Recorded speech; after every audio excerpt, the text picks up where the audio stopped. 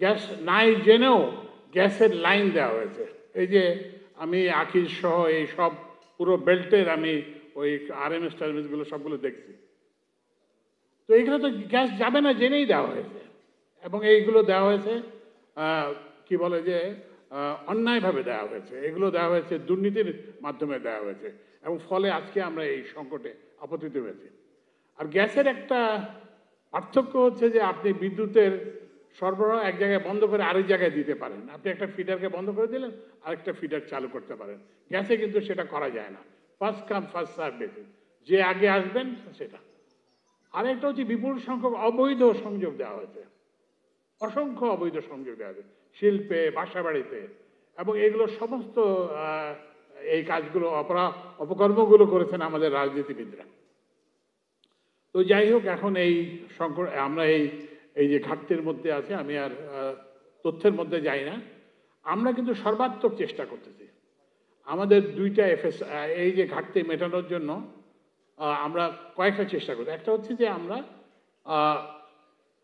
স্থলভাগে এই যে কি বলে যে এক্সপ্লোরেশন, এটা বাড়িয়েছি বাপেক্সের জন্য আমরা নতুন রিগ কিনতেছি, কিন্তু এখন পর্যন্ত আমাদের অগ্রগতি সন্তোষজনক না। আমরা যেখানে প্রত্যেক বছর প্রায় 200 MMCD মতো উৎপাদন কমতেছে, স্থানীয় গ্যাস উৎপাদন কমতেছে, সেখানে আমরা মাত্র 70 MMCD গ্যাস পেয়েছি। তো কিন্তু আমরা আশাবাদী যে ভোলা এবং অন্যান্য জায়গায় আমরা আরও গ্যাস পাবো, তাতে কিছুটা হবে। এটা হচ্ছে একটা। এখন এই ঘাটতি মেটানোর জন্য আমরা আমদানি করতেছি, এলএনজি আমদানি করতেছি, আপনারা জানেন, এবং এটার জন্য সমালোচনা, এবং এলএনজি উচ্চ মূল্যের এলএনজি, কিন্তু এইটা বাধ্য হয়ে আমদানি করতে হচ্ছে, কারণ না হলে তো শিল্প কারখানা, রফতানি সবই ধস নামবে। এবং আমরা গত বছর 84টা কার্গো ইম্পোর্ট করেছিলাম, এই বছর আমরা 108টা কার্গো ইম্পোর্ট করেছি, এবং আমাদের যে এফএসআরইউর যে ক্যাপাসিটি, সেই ক্যাপাসিটি হচ্ছে 115, আর মাত্র 60টা কার্গো হয়তো আমরা বেশি আনতে পারি। তো ওই জন্য আমরা নতুন এফএসআরইউর জন্য আমরা চেষ্টা করতেছি। তো এইসব জায়গায় এলপিজি একটা বড় সমাধান হতে পারে, উন্নত সমাধান হতে পারে। তো এলপিজির একটা সুবিধা হলো যে এইটা আনাটা খুব সহজ।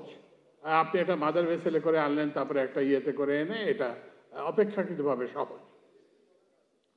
কিন্তু আপনার যেটা এলএনজি যদি আমদানি করতে হয়, এলএনজি যেটা প্রফেসর তামিম যেটা বললেন, যে এগুলো সব দীর্ঘমেয়াদী প্রক্রিয়া, এবং আমাদের তো একটা স্বল্প মেয়াদী সরকার।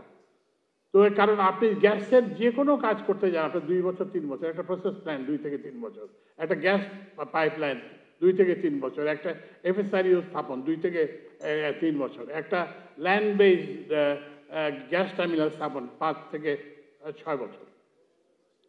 তো আমরা সেগুলোর চেষ্টা করি, সেই জন্য এইখানে এলপিজি একটা বড় সমাধান হতে পারে।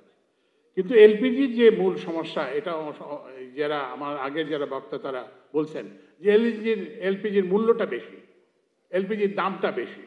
আপনারা জানেন যে এলপিজি কিন্তু প্রাইভেট সেক্টরে, আমাদের শুধুমাত্র ওই যে বাংলাদেশ পেট্রোলিয়াম কর্পোরেশন কিছু তাদের ওই যে তাদের গ্যাস ক্ষেত্র থেকে কিছু করে, সেখানে কিছু এলপিজি হয়, বাট এটা লার্জলি প্রাইভেট সেক্টরের কাছে।